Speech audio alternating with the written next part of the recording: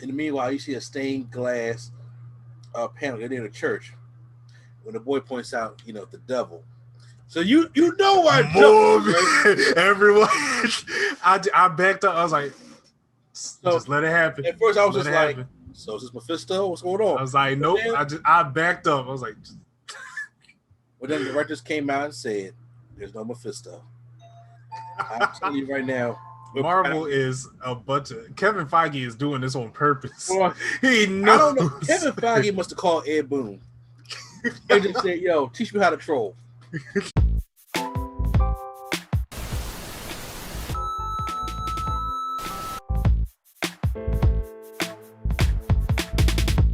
go on YouTube and Sensei, a place to be chilling with Trey Mustaine and the anime hero Swag on Zero. How you doing?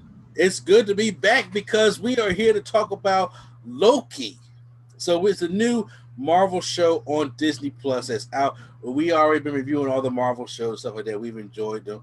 WandaVision, and of course Falcon and Winter Soldier, which is now Captain America and Winter Soldier. So now we're here for Loki, which came out 2 days earlier than from my birthday when it was really supposed to come out. So F our schedule. Exactly. So we obviously, if anybody hasn't seen my live stream, we are starting a little bit late because I got hit pretty hard in my personal life with my mother passing away, so everything is back a lot of times. But we're going to catch up for you guys up to Loki, and hopefully you see these reviews on Friday or Saturday mornings. There'll be no excuse for them to go up any later than that because we got to focus on this stuff, and I want to make sure it gets out to you guys because Loki comes on Wednesdays now opposed to Fridays. Right. So it really takes me for a loop. Yep, same here. So first, you know how we do it here. We talk a little bit overview about how we like the episode, and then we get into our spoilers. So Swag, starting off with you. How did you enjoy episode 1 of Loki? Now, I'm not going to lie. I was very nervous coming into the show because I did not know where they could go. It was a lot of things where Loki was saying that I was saying too about we'll get to that during the when we get deeper into it. However, I think this was a good pilot. I think Owen Wilson really stole the show for me. I really like his character. It's just fun to see him in just back. He's that guy that, like Jeff Goldblum's that guy that no matter what role they play, they them. Yeah. And he's also one of those lovable white people, like Paul Rudd. It's like there's no way we could get mad at them. I would say Paul Rudd because they're saying Paul Rudd irked me. So I'd be like, really? Yeah. Paul Rudd, he's one of them unproblematic white people. That's why he doesn't age. So, yeah. Well, I will put John Krasinski over him. That's fair. However, you could tell John Krasinski's getting older, though. Please. That beard really just brought me. You look at The Office episode 1 to now. You look at Paul Rudd at Clueless to now. It's like you got the same face. Well, see, I'm looking at Paul Rudd from Halloween 6. So. Oh my God. Okay. All right. But overall, this is a great episode. I'm very interested to see this whole thing. And I'm just questioning, I'm like, you guys existed the whole time? And, all right. A lot of people's questions. Yeah. Me personally, I really enjoyed episode 1, and I'm on reserve about episode 1 because they did a lot of table setting in episode 1. Yeah. And see, this is what I hate because they did so much table setting, I was actually getting pissed about the amount of stuff that they was dropping. Because I know the reveal ain't gonna be that. Because if I had learned anything from WandaVision and Falcon and Winter Soldier, because they are table set for something big to happen at the end of the series. And I'm like, see, y'all gonna get me, y'all gonna hook and reel me, and I'll be so excited, and then I'm gonna be disappointed when I get the big reveal, and you're gonna be like, well, Marvel didn't promise that, and I'll be like, they did. So I'm trying to be on reserve. So I give this first episode a B. I know it's a good way to start the pilot. I was going to be nervous how it's going to start off. I was like, do I really want to see Loki talk about Asgard all day or whatever? I was the same way. The same way. Or be on Asgard all day. I was like, oh, so this is how we're going to be done with time in this one. So if you guys, I give it a B. So guys, now you know what time is for. It is now time for our spoiler section. So if you guys have not seen Loki episode 1, which you most likely probably have already, but this case you haven't, this is the spoiler section. So we start off just like we were in Endgame when they were doing the Battle of New York, and then Tony Stark comes in there, and he gets the Tesseract, and the door opens because the Hulk has to take the stairs. So they do that shot, that they reshot a couple scenes, and then we see Loki grab Tesseract, and they disappears, and then that's how the show starts. So now we see Loki, who falls into some kind of desert area, kind of reminiscent of Iron Man from the first Iron Man movie. Yep. And then he sees the natives just around there. He quickly gets up and dusts himself off and stands up on a rock, gets up on his soapbox to give the whole glorious purpose of Asgard. Now, people, you got to remember, this is Loki from 2012. Yep. This is not the Loki who, seen his parents die, his mama die. This is not the Loki that's seen his dad die and accept him as his own son. This is not the Loki who's been helping out Thor. This is not the Loki who knows about the destruction of Asgard. This is not the Loki that Thanos killed. This is Loki from 2012, which makes him a new variant, which we'll get to in a minute. So when they're like, who are you? So then we get these, the TVA comes in there with their squad department, the Minutemen as they call them, and we get my homegirl from Lovecraft Country, Yep. who's leading them, and she is they're there as the time police, and she hits Loki. I like the little slow motion, the little lip quick move. Now moving at 1/16th speed, but feeling all that pain in real time. Yeah, I thought that was a little overdone with the whole face. I was like, okay, we get it. Yeah, Banjo hurt. But they showed they were moving in real time while he was going to slow time, showing how they kind of have this kind of control on time.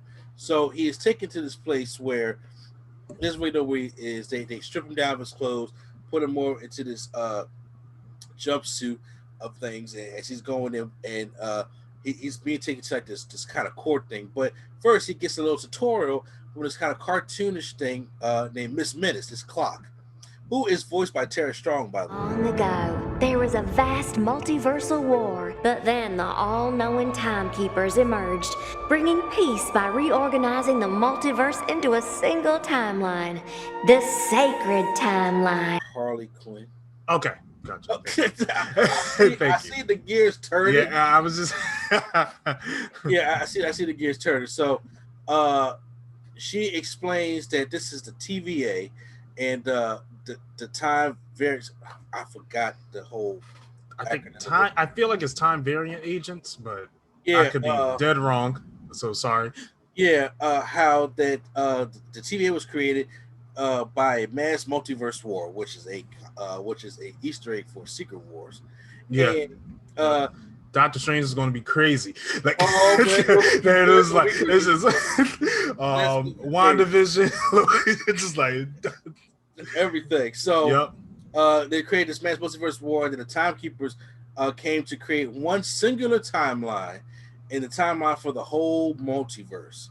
So Loki is kind of perplexed at what's going on here. So he has to be put on trial, and he is on trial where we see I'm going to pronounce the name wrong, but it's Vanoa. It's the character for the comics who is the love interest of Krang the Conqueror. Okay, so she is there as playing the judge and asking Loki what his crimes are. And he doesn't, he said, I'm guilty of being a crime of mischief, but when it comes to time jumping and all stuff like that, I'm not the guilty one. It's the Avengers. But according to them, this is what the Avengers were supposed to do. They were supposed to travel through time. You go with Tesseract, was that supposed to happen? I was just about. That was the first question I had. I was like, so y'all just not going to get on the Avengers? It's like, no. That's supposed to happen. I was like, all right, okay. Yeah, all right, sure. Cat will get some blame. Yeah. Cat will get some blame somewhere. Yeah, and there's nothing with Captain America. I'll get him later. Before the trial happens, we get an introduction to the character Mobius, which is played by Owen Wilson. He is in this church where he sees that they're going around to different timelines and seeing where a lot of his men on TVA have been killed. And they're trying to figure out who is doing this, who's doing all this killing. And there was this little boy that was there that was chewing some gum that came from the future that he has got. In the meanwhile, you see a stained glass panel in the church. When the boy points out, the devil. Sei que a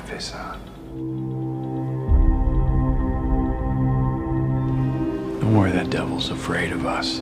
So you know why everyone. I backed up. I was like, just let it happen. At first, I was just like, so is this Mephisto? What's going on? I was like, nope. I backed up. I was like, well, then the directors came out and said, "There's no Mephisto." I'm telling you right now, Marvel is a bunch of Kevin Feige is doing this on purpose. Well, he knows. I don't know. Kevin Feige must have called Ed Boon and just said, "Yo, teach me how to troll." And he's been doing that. So, but I think Ed Boon does it in a fun way. Kevin Feige does it when everyone gets personal with it.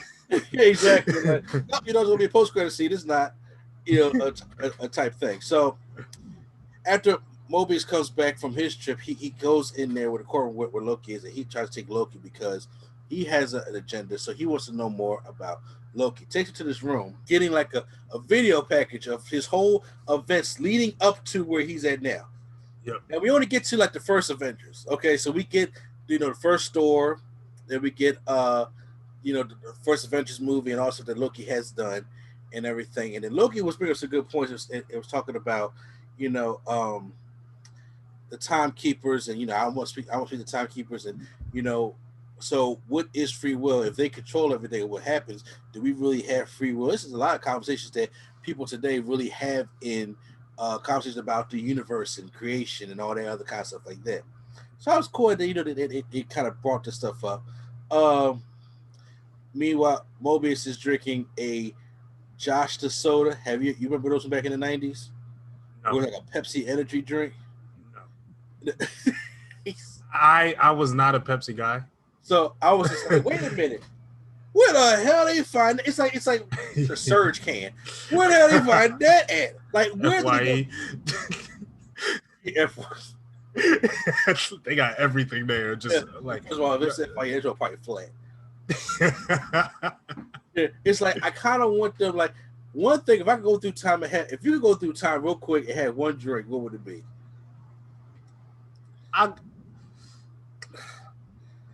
Okay. It's either because I don't like Pepsi. I was gonna say Crystal Pepsi, but I don't like Pepsi. Dude, you Pepsi is disgusting. You get that. You go to they're the still out right now. I didn't know they're still out. Okay, I didn't know that. You go to the hood right now and get Crystal Pepsi. I didn't know that. Yeah. The only other thing I can think of is LeBron James had a special Sprite. Bro, and it just wait till Christmas and it comes back out every year. Oh, it does? Okay, never mind. I'm good. This man ain't trying to turn the page at all. I'm good, dude.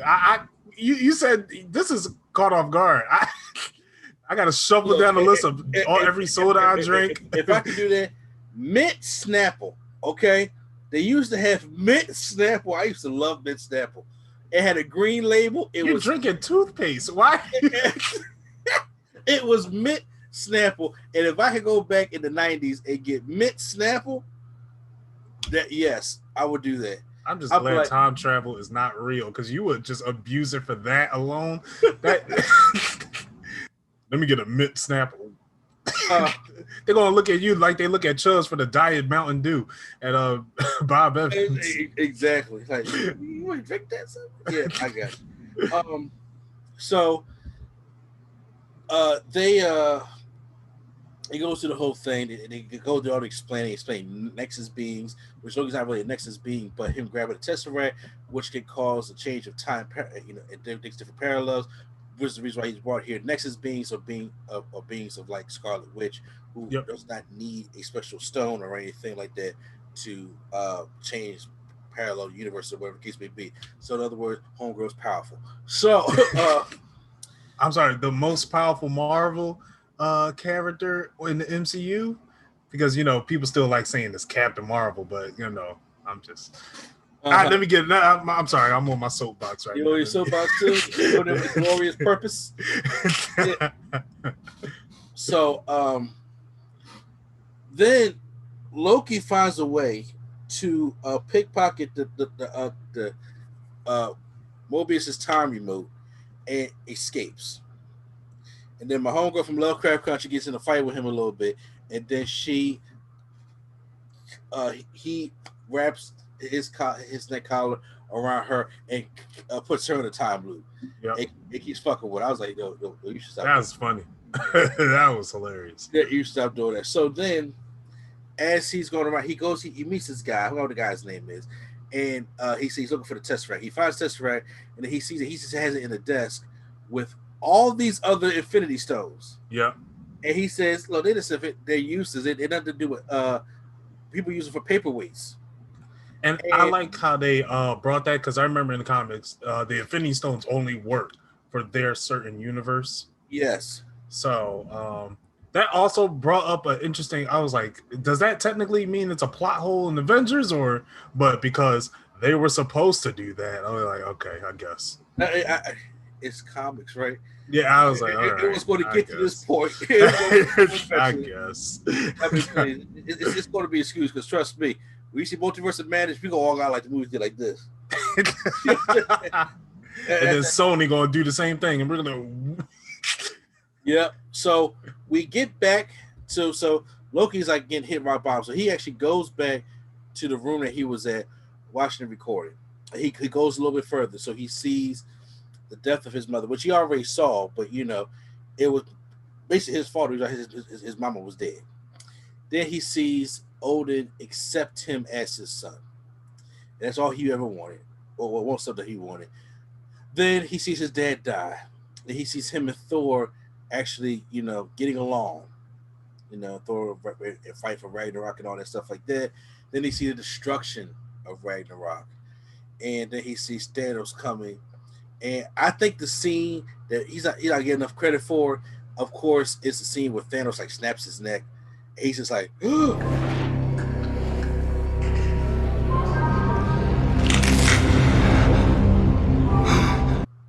like, I can't imagine, but to see your death in like fast forward, like when you gonna die, and you're like 4K. Like, I don't even want to do this or deal with this type of thing like that. So yeah, that was kind of deep. However, I did skip over the part where they who was that guy? What's his name? DJ Cooper. When he was the guy that hijacked the plane and jumped out the plane. That's right, yeah. And then he was just like, well, the reason why he said him and Thor had a bet. Don't know what the bet was. I want to know that bet. I don't know, but he had it because they never found that guy, and then they just found the money just lying around. We don't know what happened with that, but I was like, that was a good way to do it, though. Yeah, that was a great Loki plan. and Heimdall come pick him up, so that's dope. That was a dope way to do it. So when Mobius gets back in there, and then he was just like, I'm not supposed to go back, am I? And then he said, so why am I here? He says, well, we have another variant the variants are the people that skip out of the current timeline and they had to get back into the current timeline, or they had to get vanished. And he said, well, the other variant we're looking for is you. And then that's where the episode 1 ends right there. So there was a lot of things I was like, now part of me thinks this whole TVA is located in the quantum realm. Okay. Because I remember they was in the elevator. He was like, how long have you birthday? He was like, I don't know. Time works differently here. Yeah. And I remember them saying the same thing about the quantum realm. That's what I'm thinking. And then you look at the colors of the city. I was like, that kind of looks like a quantum realm type of thing. Yeah. Probably dead wrong, Also, I didn't expect Loki to be the variant. I actually expected it to be Kang the Conqueror. You know what? Here's my theory, because so they keep showing these 3 statues of the timekeepers, right? Mm-hmm. And I'm like, look, I ain't gonna put nothing past Marvel, but the one y'all keep showing me in the middle got some very black facial features, and I'm just saying. Oh, I forgot Jonathan Majors. Exactly, and I'm just saying that's his version of current. And I'm just sitting there like, y'all, what if these timekeepers are if they're really the antagonists here? That's what a theory I kept hearing. But here's the thing. I'm scared to think that. You know why? Because of WandaVision. See, when I jump too deep, when I jump too deep, I just go and nobody's there to catch me. So I'm just like I want to think that, but I'm like, I bring it back to fishing pole of what I want to do. So everyone's scared to theorize right now. Yeah, exactly. I'm just like, but is it just me, or every time they keep showing the statues, the one in the middle, the one they keep showing the most of the face up, it's like this thing got some facial features to the point like it got like the crane helmet. I'm not gonna lie, I don't remember. Okay. The facial features. I'm like trying to look back right now to see if I can find it because I'm like, I did not catch on to that at all. Even when he was in the courtroom and she was sitting there and they kept showing her and the camera right there in the middle one, and I'm just like, well, see, that is his love interest, and they keep putting her right there, camera placements. But see, I'm digging too deep. I'm digging too deep. It's troublesome. Like we're gonna get ourselves in trouble. So that was the first episode, guys. So post any comments down below. How'd you guys enjoy the first episode? Hit the like button if you guys enjoyed our review of the first episode, and hit the subscribe button for more TV experiences right here on NC Studios. So once again, it's NC, a place to be. Show Mr. A&D and the Anime Hero Swag 0. Thanks for having me. I didn't know what to say. Okay. And the Nerd Coalition is out, and I'll see you on the next channel.